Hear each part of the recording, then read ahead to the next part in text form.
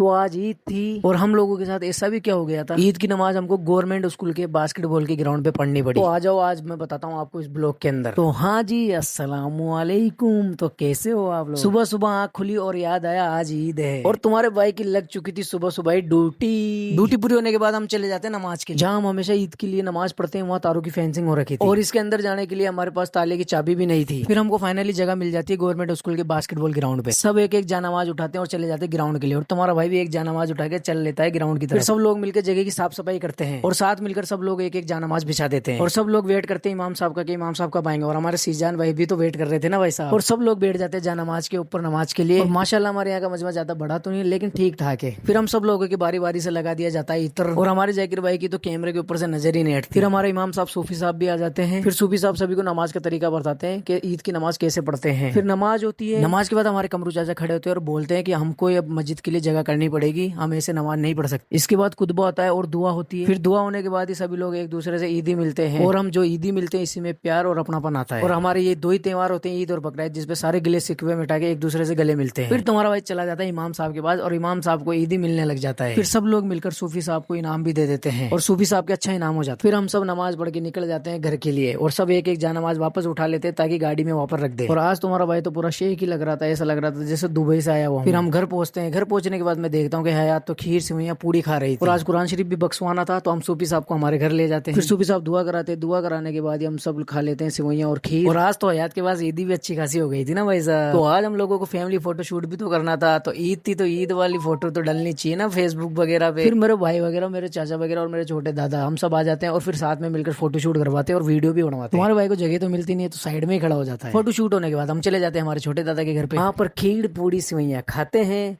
और फिर मिलते हैं नेक्स्ट ब्लॉग में। तब तक के लिए अल्लाह हाफिज।